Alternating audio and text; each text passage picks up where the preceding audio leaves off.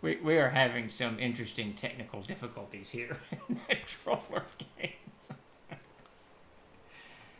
Primarily too much work and not enough time. I'm not certain that we're streaming. I think we are. We're here for Ask Me Anything, and all the framing devices are gone from the last panel I did with Davis. I didn't delete them, but they certainly aren't showing up. I'm not. I am not going to swear that I'm actually streaming. Are you not streaming yet? All right, I think so. All right, maybe I am. Well, everything's gone wrong so far. Yeah. Hey, Commander, can you hear me and see me? How's it going, Ultra Magnus Cadora? Yeah, we got some. I don't know what happened to the frame. I didn't delete. Okay, good deal, DM. All right. Yeah, clearly I haven't fixed the screen from when Davis and I were doing the AMA, whenever we did that, a week or so ago. But the frame is gone, which is odd. It should just be sitting right there. Oh, I know what it is. I moved crap around. Who cares? It's all good. It'll all work out. So I'm running a game today at 5. How's it going, Epi? And we're trying to do things a little different this time. We're trying to get it set up so that Chuck can manage it from his end, and I'm going to log in, and all the players will log in, da-da-da-da-da. And we were going to do it with the stream here first, with the Ask Me Anything, but I was in the print shop, and it just didn't work. It's Thursday's title. What's it saying? I don't know what's going on. Oh, it has GM's tricks trade. I don't know how to manage that at all. So, I close Skype. Let me. Oh, Lordy, poor Chuck. He just wants it to run smoothly.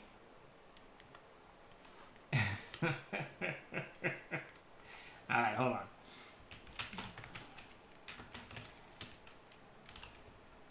I'll get with Tim. Surely Tim knows how to do this.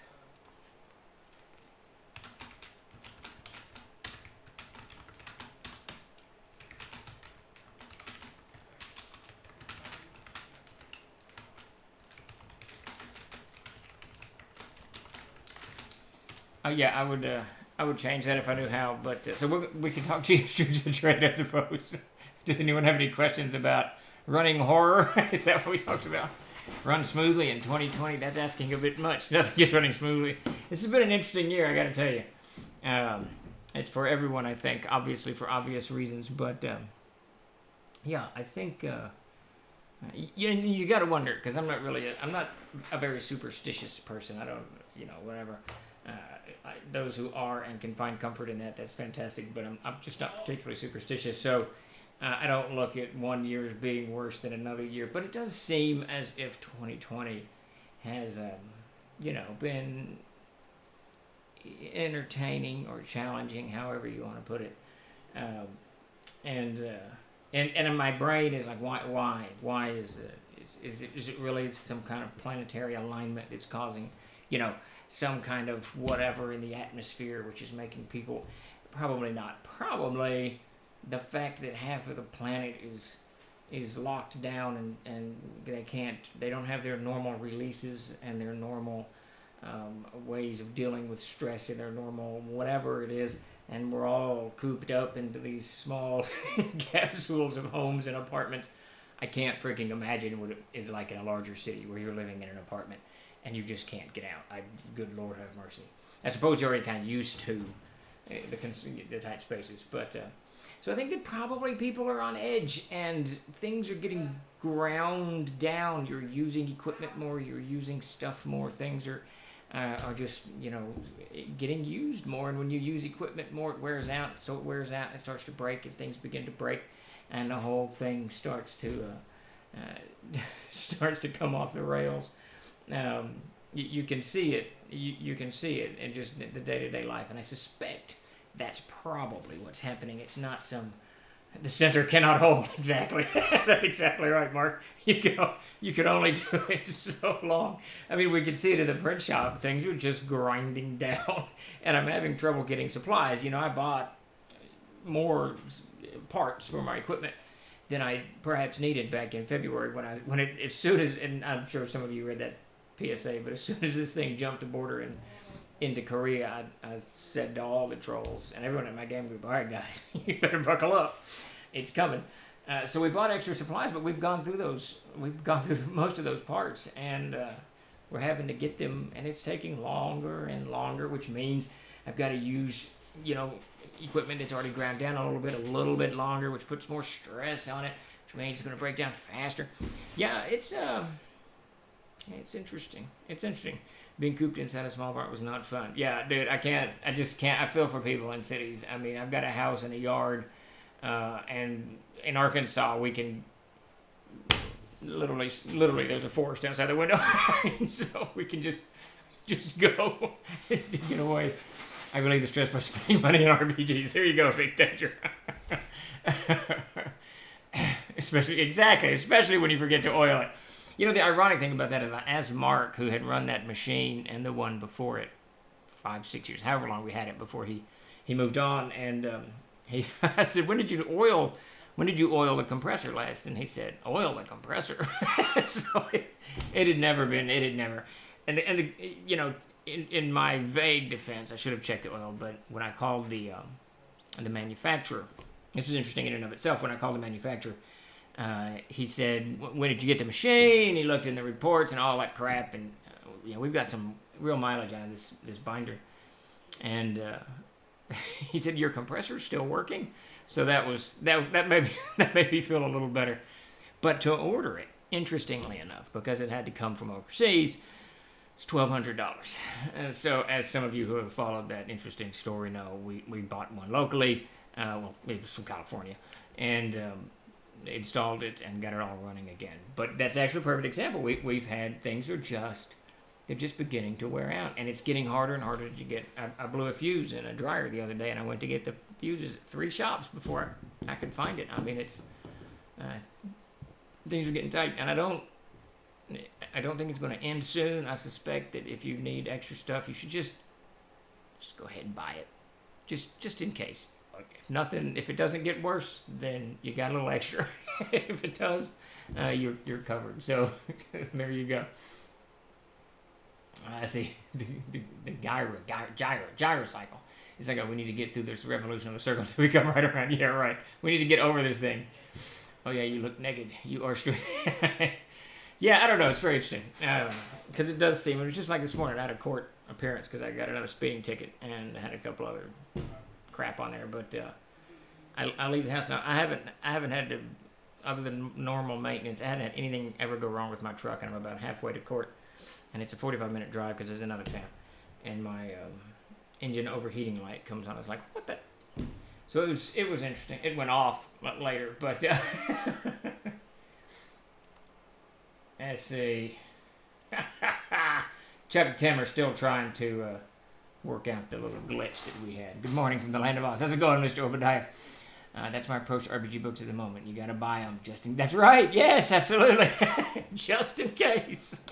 I will tell you this. For the first time since I'm doing this, we have had, it's not trouble getting paper. We normally can, when we order paper for the shop, it takes about 24 hours, 48 hours maximum. We had to wait 10 days for this load to come in. So it means that, one, overseas stuff is impacting local, because we buy our paper is manufactured locally.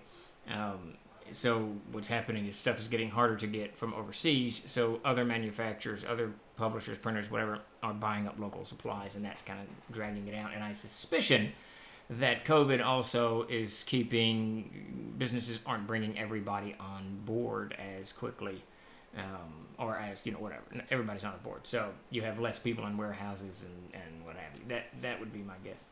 My brother questioned me stocking up on some things at my age, and I told him if I didn't wind up needing them, it was because I had bigger problems or all my problems were over. Yeah, exactly. Yeah, and that's the thing. I mean, and I actually told, and I don't predict the future. I'm not acting like I'm any kind of wise guy or anything like that. But back in February, I told everyone stock up on toilet paper, toothpaste, and light bulbs and toothbrushes. But if you rotate your toothbrush quite a bit, simply because these things, the supplies get interrupted and people get kind of. I don't like the word panic. That's not. I was surprised at how many people didn't have enough toilet paper in their house when the pandemic first broke out. Listen, toilet paper is not a luxury. Toilet paper is a necessity. so please, go buy some toilet paper and stock up. Come to find out later, of course, it was the way the distribution channel worked. There wasn't any kind of shortage. A lot of people use restrooms at restaurants when they go out to eat. When all of that stopped, people were at home. I can't remember the percentages, but it's like 40% of the toilet paper manufacturing base supplied restaurants. Well, suddenly they had an absolute ass ton of those giant rolls that go in those things, but none for home use. So they had to retool an entire, production schedule, and that is, we're a small little company. It is not easy. It is not easy to retool anything. It's just not. It takes effort. The TLG video to the end is becoming more like a reality. Yes, it is. Hey, I'm working on the next script on that one. I'm super excited about that. Should I wear my armor for the game to get to better? There you go, King Kothar. How's it going, Retro? Yeah, we're going to be in the woods, so I would go light on the armor. Always in the woods. They're having a crackdown on TP sales. Yeah, there you go, Peter. Ravenchild is in the $35 level. He's replying to someone. Let's see. We've been fairly lucky with our trucking armor distribution channel staying relatively strong. Yeah, Arkansas really hasn't had, and it's episodic. We found out, I think Tim actually found this out, Walmart would run out of supplies very quickly, but Dollar General never did. So part of that's people panic and they just think, I'm going to go to Walmart, and then they go home. They can't think of where else to go because they always go to Walmart, I guess. I don't know. But it's just always a good idea to have a little bit of extra just in case. A tornado, a hurricane, whatever, particular weather phenomena that, of course, I guess fire, you don't really want extra, but yeah, it's just a good idea all the way around. By the way, the title is fixed, but you might have to refresh. Oh, yeah. Okay, there you go. I am refreshing now, Tim. I don't know what happened to my frame. You would think that I could just click this little eyeball and it would come back, but it did not. It's just the way things are sometimes. What does he say in The Big Lebowski? Sometimes you eat the bear, and sometimes the bear eats you. That's just the way it is. No frame, no more Steve for us. No frame, so more. There you go, Mark. I don't know that anybody needs more Steve, but... Yeah, we actually talked about that, Chuck and I did. Do we want a bigger camera angle or more stuff or less stuff? I kind of lean to less and bigger camera angle. He leans towards more, so that there's things going on, so that everybody has something to look at. But I don't guess I really care. One way or the other, I just do what Chuck tells me to do. It all works. You had a wide shot when Davis was on. Yes. I believe this is the shot. I don't think I've changed the AMA since he was on. And I think I sat, over here a little bit, and he sat over here a little bit. So we both could get in there. Yeah, I like it. It's easy, but I'm one of those guys. I don't really like a lot of like one of the things I don't like about, there's a whole bunch of stuff I don't like about 24-hour cable news, but one of those things is all the shit it's just everywhere. You got the scrolling crap on the bottom, and then you got to scroll under that. One's moving faster than the other one, and then you got a little panel up here with a list of whatever they're discussing, and I don't know, Fox News or CNN or MSNBC up the corner, and they just need to add some bubbles to people, so whenever they say something, it comes out in a bubble. Give them some cartoon expressions, and I would feel like I'm in a crack house. But I had tickets at the bottom of live TV. Thank goodness for streaming. Yeah, that's the thing. That's it, Peter. There's just so much crap going on. I like to focus on what I'm looking at. But David just makes everything look like a white. Poor Davis. I'm actually headed. I'm decamping from Troll Central and heading up into the mountains to Davis to where Davis lives on his small piece of the earth. I'm going to take computers and whatnot, and he and I have got a lot of work to do on both the NPC Almanac, upcoming projects, the Planescape stuff, some names, just all kinds of stuff that he and I need some quiet, time to kind of hack out some stuff. Add 𝚃𝚘𝚘𝚕𝚕, simple makes the message stronger. That's kind of how I am, Mark. But Chuck's not going to like hearing hatch out. There you go. Chuck's not going to like hearing any of that because he likes the stuff everywhere. Good to see we are switching from apocalypse survival tips to tips on doing your own TV news presentation. That's right, Mr. Obadiah. We got to stay focused. Hatch out or hash out? I think hash out is what we use down in this neck of the woods. Yeah, I don't know. It's all very interesting. It's all pretty cool. Of course, this is Ask Me Anything. So if you have any questions about TLG or the Trolls or what we're doing coming up, things we're working on, the Kickstarter that we just launched, there it goes. Man, I can't fight them sometimes. I'm going to get my Dr. Pepper. Kickstarter exploded out the gate yesterday. It's done astoundingly well. We're super pumped. We're just $400 away from the Adventure Spellbook becoming a hardcover, which I'm always jazzed about. I don't mind soft covers. Sometimes they're easier to use, certainly easier to port around. But the hardcovers have just a tremendous amount of durability to them. I'm kind of a book snob that way, so I'm super happy that we're gonna. It looks like we'll break that. We're only on day one, and we're only half a dozen pledges. So if you have not, please hop over, check the Kickstarter out. It's a big one. The Player's Handbook, 8th Printing, Adventurer's Spellbook, and the Player's Archive, and then some other odd and end. There's a merchandising thing. Axe and Shield and Noble Dwarf have jumped in. So and Fat Dragon, of course. We've got a lot of stuff going on. It's just a lot of stuff. I'm more familiar with it being hash out. Yeah, that's what I've heard. How do you feel about funding in 42 minutes? That was pretty amazing. That was astounding, and it continued to roar on the. I always wonder about the Player's Handbook. It's been out for a while, but in the last year or so, but maybe a year or so, we've seen a huge uptick in sales. A lot of new faces. The Veterans Outreach Program. If you're a veteran, you get 50% off. Then we really didn't do this to kind of spur on interest so much as just give people something to do during the lockdown. That we gave the Player's Handbook away for free, and that really has spurred on in digital format. That spurred on a huge growth in just numbers, and we're seeing new faces everywhere.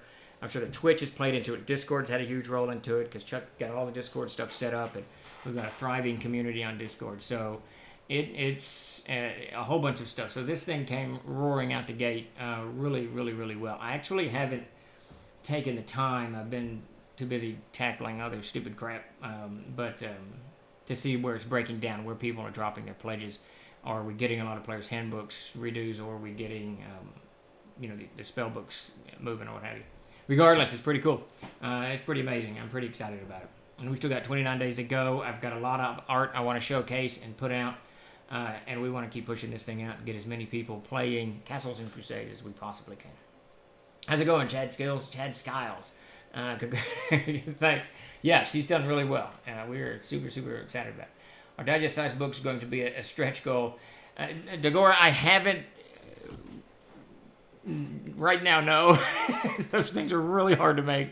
And Mark Sandy, he works for us part-time. He's really the only one who can make them. And I really bring him in for really complicated stuff. There goes another yawn. Good God.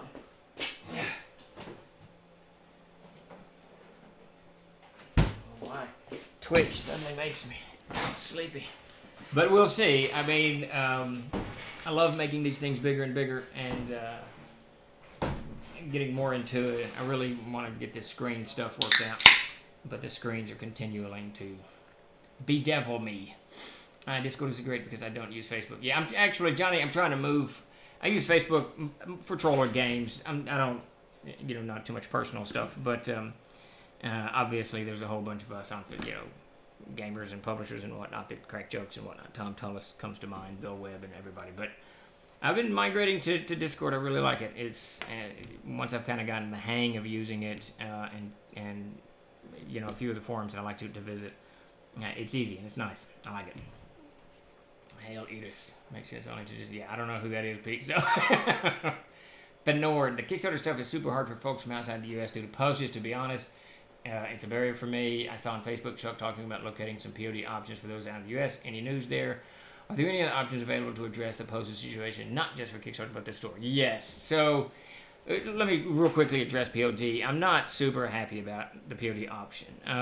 I know there's a couple in the United Kingdom that a couple of my friends in publishing have used, and the quality's not great. And you just don't have any control over that. And that always bothers me on a bunch of levels.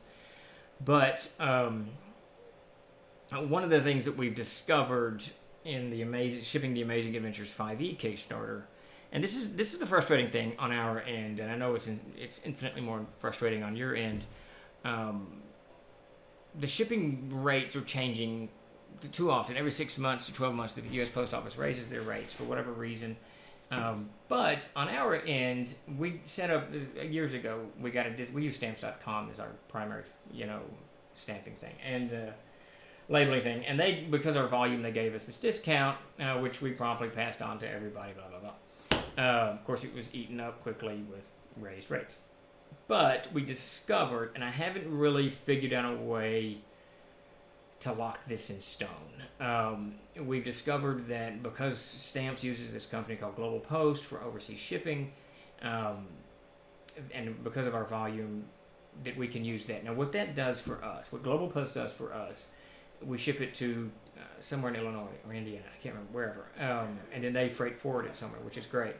For us, that means we don't have to fill out the customs forms. The custom forms is 3 forms that need to be filled out and put in a plastic sleeve in a pocket, and it just slows everything down. So whoever's working the shop in there, the mailroom in there, it's just a giant, thing. Of course, since overseas shipping has dropped off 80%, since postage has gotten so ridiculously, stupidly high, it's slowed down. But now what Global Post did is allows us to slap the label on a box. It goes to Illinois, it goes off to us freight forward. Well, it had a 2-pound weight limit on it. And whatever, that's not even the Player's Handbook. I think the Player's Handbook is like 2.1 pounds. You put packaging, anything. If I just threw the Player's Handbook and put a label on it, you might get it. But we discovered purely by this is completely by accident. There was never an email, there was never a letter, there was never any kind of notification to us that weight limit had in any way, shape, or change. Whatever, hadn't changed at all. But I did some foreigns in there late one night, and some overseas stuff, and I accidentally hit Global Post on a 6-pounder or whatever it was, and it gave me a rate, and I was like, what the hell? And so then I started investigating, and we ended up refunding about, I think, $300 or so in postage to people in Europe and a couple of guys in Australia, because they had way overpaid. They had paid like 96 or whatever, and the charge was 58. So what that horribly long story boils down to is I think that Global Post, because then I started experimenting, and I could go up to 20 pounds, and we're getting the discount. I think that Global Post is giving us, there's no weight limit on it anymore, and we have a discount. I need to figure out how to tabulate that discount without it being, we give the discounts in the shipping module on the store, and then it doesn't work, and we end up, covering half of the postage fees, if that makes sense. So I got to get in there and test that, and figure that out. And we will. So I'm hoping, really, by the time we call for, it's not going to be GAX more, but by the time we call for payments on the next Kickstarter after that, which will be Starship Warden or CKG, that we're able to drop those rates markedly. Because it's in some cases 40%, which is huge. That is huge. That cuts, because if you order right now 2 books and have them shipped to Belgium, then I think it's like $78. It's ridiculous. You're going to spend $60 on the books and $78 on shipping. It's just, no one's going to do that. It's just crazy. I see. I'm interested in the leather PHB copy. It's going to be like one of those fancy ones we do. No digest books. I was going to invite you to go with me to the Snow Monster Ball, but now you can forget it. Dang it. Yeah, we'll see. I'll talk to Mark, see what he says. Mark's a great guy. And he does it well. Was the Indiegogo campaign an experiment? Yes and no. We were trying to branch into a new form. I really like it. I didn't understand how to do it properly. So we'll do another one probably not long after this 𝚃𝚘𝚕𝚕 here, the Kickstarter we're running. It's a smaller platform. It's simpler. And I want to get into it. Actually, I need to send an update to the backers over there because the book's already in layout. The book's already being edited. It will head to layout soon. I didn't want to release it, so it shouldn't be but another month before that comes rolling out. So we'll do another Indiegogo probably before the year ends up. I'm kind of thinking doing the screens on there, those expensive screens, and we'll see. Speaking of custom forms, do you list everything as books, right? Not games. Most countries have a much lower VAT. Yes, everything is books, unless we've got like something stupid in there, like a coin or a mug or something. But everything goes down as books. The only place I've had people, customers picking up or complaining, and they weren't really complaining, is from Denmark. I guess Denmark has a higher VAT or something because they got hit with shipping and the charge of the books and a VAT tax. It was pretty hefty. I don't know if this is or has been asked before, but are the Ungern of Erd named after the bloody Baron Roman Ungern von Sternberg? I always wondered on it. No, they were not actually. The Ungern, when I began to, I'd have to look it up now, when I began to create the world of Erd, I borrowed kind of a philosophy from both Davis and some historians. There's a school of history, Ferdinand Braudel, I think is his name, that teaches that geography is kind of the center of a culture's development, and that the geography shapes the way the language, and the language is kind of like the second part. I can't remember how the pyramid works, but understanding that language is immensely important to any culture's development. When I began to create the world of Erd, I started to build a dictionary, and I've got like it's a 30-page dictionary around here somewhere. That anytime I'm writing on Erd, the dictionary is open first. So that I can access, and then when I need to build words like Ungern, it has meaning. There's some kind of context to it. Not all words do, of course, but so Ungern means something. I don't know if I can find that. It does have a meaning, but I can't remember it right now off the top of my head. How's it going, Clever? Canadian Ancient Gamer. Hi, hope all is well. Printing used to be done for a lot of books in Canada, Random House. Any chance of that happening again? Our first 3 printers were in Canada. We used Print and Litho.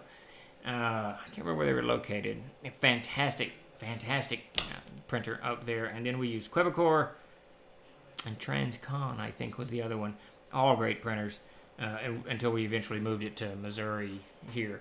The screens, actually, Canadian, we're looking at having the screens printed in Canada. They're a little bit pricey for me, but if I was to do a Kickstarter or a Indiegogo on it, it's not going to be pricey on your end. Then I could actually charge, if we got enough, I could actually charge $25 or whatever, and you get a screen. But we'd have to get X number of people to get it in there and cover it. But then I wouldn't have anything left over. But I'm toying with what to do. I cannot crack the screen problem. I need to get with Goodman and see what he's doing. But yeah, and they are in Canada, so yeah, we work with Canada anytime the opportunity presents itself. My Codex of Erd and Codex Slevorum just came in today. They look good. Fantastic, Clever, good deal. Yeah, that's just a lot of good stuff. It's just so much gaming stuff in that Mythos series. It's crazy. This may have been asked too, but what product of the ongoing Kickstarter campaign are you most excited about? The spell book without the adventure spell book. I've got a 15th level game I'm running, and Chris he's a magic user / rune mark. We never really multi-class it or anything like that. We just I let him do it, whatever. But he's got so many books in front of him. He's got like a stack of books that he's always looking through. So the spell book, I think, really we're way overdue on it, and it'll get us just a nice, big, huge one book so that you can jump and find your spell and move on. That's what Chuck's pushing me hard on doing spell cards, so we'll see. Denmark is one of the few countries that doesn't have a lower VAT rate for books. Yeah, see, and this poor guy, I really felt sorry for him. It was just, it was, if I remember correctly, it's been a few years back, but it was like $60 for the order and $68 or something for the shipping, and then he had another $60 on top of that. So it was just crazy. It was just crazy. I don't know. No problem, Canadian Ancient Gamer. Yeah, we love Canada.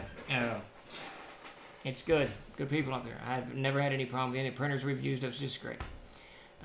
All the spells in one place. It's just going to be a nice resource. The specialized tome of spellology and ample consideration of components, ejaculations plus appendices with additional minutiae. It's in my notes. I need to jam that in there somehow. Maybe I'm old now. Never understood mixing card systems with dice. That's funny, Extort, because we've had over the years many people ask for seeing these spell cards, and monster cards both. And I just never. The problem I have with it, so I run games all the time, and the problem I have with the monster cards is once I pull the Manticore out, if I don't put it right back, I'm never going to find the damn thing. It's going to just be all over the place. So you got to have the book of card sleeves, and at that point, I can just open the monster book. So, but I know other people are take a very, very different take on it than I do because, they love them. And the same thing goes with the spell cards. They just get all jumbled up and mixed, I think. I think it's just the text of spells. But yeah, that would, Chad Scholars, that's what we're looking at. One side's the cover of the book and the other side's the spell. Some of them would be too long, so we'd have to abbreviate it. But I just don't get it. The Adventurer's Backpack card, I could understand. I think I got one of those here. So this little card deck here, if you're not familiar with it, it's a card deck. So that's your card, and on the other side is what is it? Really, I pulled the Assassin out of all classes to pull out, and I pulled the stupid Assassin out. And so there's your Archer's shoulder pack, and it lists everything in there. But it's also a card. You can play poker with it. So my brain could actually get around that. So these are cool. And then you can take, here's your Overland Expert backpack. You don't have to equip your character. There's everything you've got, and now you can. So I understand these better than I do the spell cards or monster cards. But I know a lot of people want them, so there's a good chance they'll be in the future. Yeah, it's just ridiculous. I can't believe I pulled that out. Absolutely ridiculous. He's probably mad because he's getting booted to the back of the book. A dueling spell card game that'd be fun for mages. We actually, you may remember this, Peter. We tried to create the game called Melee. We've got the test rules for it somewhere, and it's a jousting game. For the spell book, if we could have some annotation symbols for where the spell is from what, that would be fantastic. Make it easy for us to see where the spell is from. Oh, yeah. Oh, that's a great idea. Had to make sure that this note card's not something I'm going to throw away. That is a fantastic idea. What are we calling that? Adventures Spell Book. Did you hear that, Pete? That's going to fall on poor Peter Bradley. So we're gonna want to know where each spell's from. So it's got to have like a PH next to it. Adventures Backpack, elemental spells, whatever. Amazing Adventures. Annotate where from. Yes, this is my streaming notes. You guys have some great ideas. I love jumping on.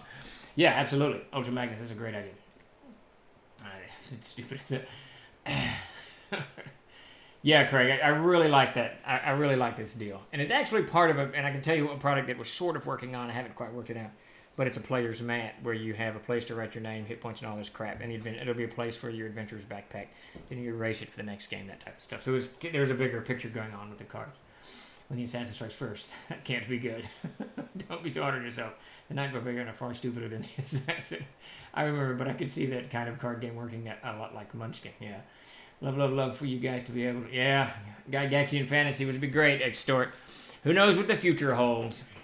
High tech. I find the spell cards to be convenient as a player to have everything in one place as a quick reference during the game. It is a pain remembering to put them back in order when I change to a different character. That's the problem with the Khador. Is you really got to have a head for organization. Some do, some don't. I'm about midway. If I have time, I'll organize it. If I don't, I won't organize it. And then over a couple of years, there's just crap everywhere, which is never fun. Yeah, Peter. Yeah, Peter's not amused with my booting the Assassin to the back of the book. For those of you who don't know, Ravenchild Art is Peter Bradley. He's our graphic design guy and artist at large. He's been, 2004, Peter? 2003? We've been working together for, good God, 17 years. For a very long time. Peter and I have a great working relationship. Just art. I met Davis at a con in 2002. Yeah, they've been to that, because I'd hired someone else, I can't remember his name now, and that didn't work out. And Davis kept, pushing you, and you came on board sometime in late 02, early 03. There you go. And we've been skipping down the path ever since. So for those of you who don't know, I'm running a game at 5 o'clock tonight here on this channel. We're gonna shut down the AMA now, or a little early tonight, and gear up for the adventure. I need to kind of get some stuff cooked up. Was it Troll Lord Games that absorbed Necromancer Games? No, Canadian. That Necromancer Games was part of a White Wolf endeavor, a publishing house. I can't remember what it was called. Something. White Wolf, who did Masquerade, and then they broke from that in like 07, 08, and did their own thing for a few years, and then kind of went on hiatus. And I won't say they went out of business, they just kind of went on hiatus. Meanwhile, Bill Webb, who is co-owner with Necromancer Games with Clark Peterson, both good friends of mine, started his own company called Frog God Games. And then somewhere in the course of Frog God, that's like 2010 or 12 or something, somewhere in the course of that, he purchased all the Necromancer Game stuff, including logos and whatnot. And I think last year or 2 years ago, they started doing Necromancer Games imprints. And I always loved the Necromancer Games. I love the Frog God logo, actually. But the Necromancer Games logo was awesome with the, Orcus with his mace and the little circles. Very, very cool. So we did actually publish Necromancer Games for a while, but we never did own them. In regards to this hasn't thing, can I offer an alternate perspective? I am concerned with kicking it to the end of the book. It might confuse people. Yeah, it's got to go, though, Mr. Obadiah. It's just got to go. It's the first. If I keep the alphabet, it's the first one in the book, and I don't want that. I don't want that to be the image that we portray to all these new people coming into the game, especially younger people. Looking forward to seeing the game. Any teasers for what's to come? It's going to be in the forest. That's all I know. Vampire the Masquerade. That was it. Game of Scones. The Civilization. There you go. In fact, watching your game should be fun. Thanks for the stream, Steve. All right, so let me ask Chuck. I think we are going to just keep this going. No, wait. No, we're not. I don't know what we're doing. They are trying to set up an alternate approach to things, which is always fun. Uh-oh. Okay, no. Okay, so I'm going to leave this running. And no. So, rename Assassin's Murderer. Yeah, Assamite. There you go. I'll name him that. Okay, so Chuck's giving me some messages here. The Murderer Assassin. Alright. Well, Chuck, if we're going to do it on configuring... Oh my god. We have another technical difficulty. Yeah, so what we've done, I'm fixing to walk away for a few minutes, and I'll be back. I'm not sure what's going to happen next. So, I run this from the offices here, and what we'd really like to see is, and Chuck kind of produces the shows. He helps me. He makes the panels. He makes all of this stuff, and tells me what to do and when to do it. All of that. All of that goobly-goop. And he's sending me a message right now. But anyway, so what we were hoping to do is have him host this stream and the game that I'll be running here in a few minutes. But oh, that's interesting. Okay, so but he just sent me a text message that his computer is updating and it's 12% complete. So you know how Microsoft updates can go. Fritz lives. He did live. He survived that. Our wizard just used a blow dart, taking off the Cobalt Silicis in A0 from 9, and then did Guardians of the Galaxy with 2 with a dart. Took down. Nice. Thank you, Stephen. You're welcome, Gaming Glory. Look forward to getting my paws on the new Kickstarter release. Take care. Thanks a lot, Canadian Gamer. Much appreciated. Okay, so what I'm going to do now... The assassin. There you go. that was Peter's. So I think we're going to leave this live. I'm going to step away from the computer for a few minutes, and then I'll be back Should I hang? Should I hang a sign that says "Be right back"? I'm not sure. Man, I wish I had a little pedestal. I'd put a little Dr Pepper up. How high can I go? Damn it! I don't have anything to. I don't have anything to put it up on without it certainly falling. So what if I did?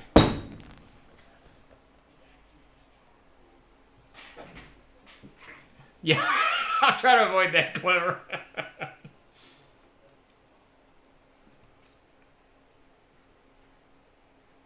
This is a recipe for destroying my keyboard.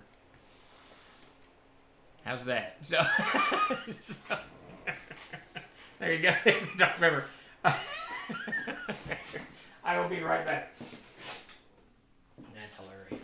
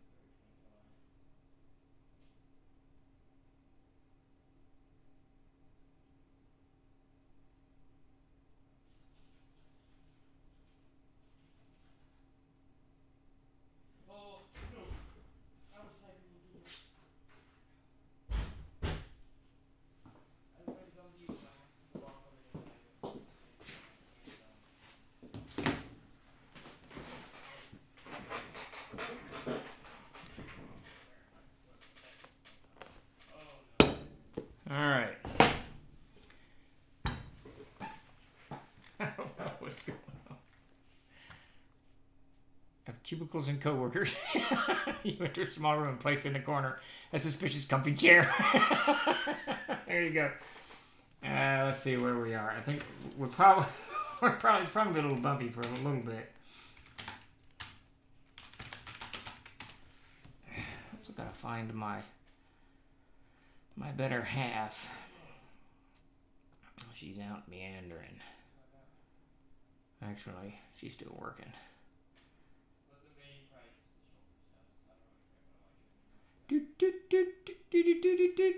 So Chuck had asked me to show up an hour before they asked me anything so he could work all these kinks out. I didn't get that message until about 3 minutes before 4 o'clock, so clearly the kinks were not worked out. Yeah, I was out in the print shop. I don't normally take my phone out there, primarily because we're working with binding and cutting equipment and all of that business. And if people are texting me or calling me or DMing me or PMing me or FMing me or KMing me or whatever other goobly-goobly-gop that we do these days, and I miss something, I frequently will,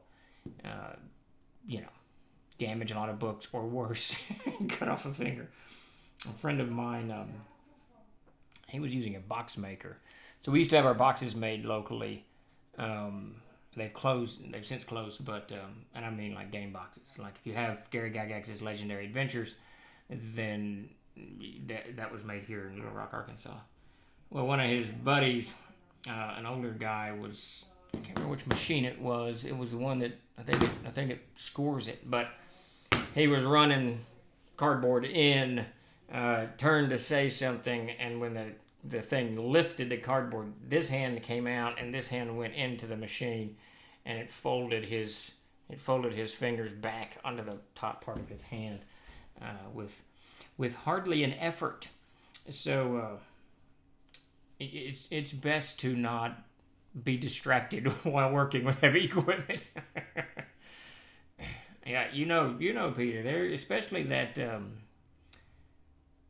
cutter. I saw its blade fall once. Now the hydraulics were out, so it wouldn't normally do that. I mean, it cut the wire, the plug for it, which is bigger than my finger's huge. I mean, it cut it without, like it was butter. It was crazy. I'll go ahead and tell them we are having. Okay, so this is what's going to happen. No, am I invisible? I had no idea, Bifford. Am I? What happened? Okay. There you go.